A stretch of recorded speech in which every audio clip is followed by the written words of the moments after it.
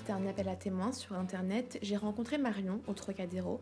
Cette étudiante en sociologie a déjà eu recours à 2 avortements à seulement 22 ans.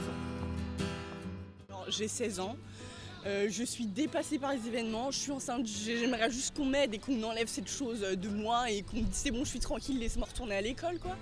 À aucun moment t'as une épaule sur qui te reposer au planning.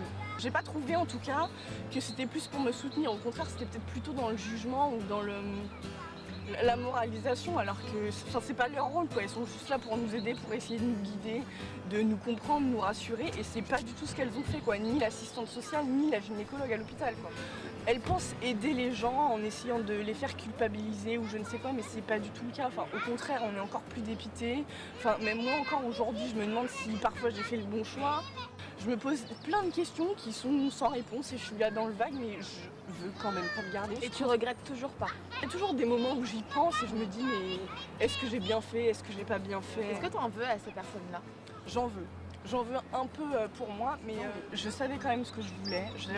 J'avais quand même mes idées claires, même si c'était un petit peu le fouillis.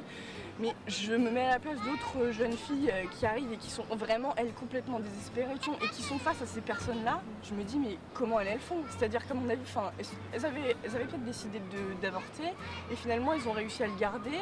Et peut-être qu'elles le regrettent de l'avoir gardé parce qu'elles n'ont pas la situation qu'elles aimeraient avoir, qu'elles n'ont pas la vie qu'elles auraient rêvé.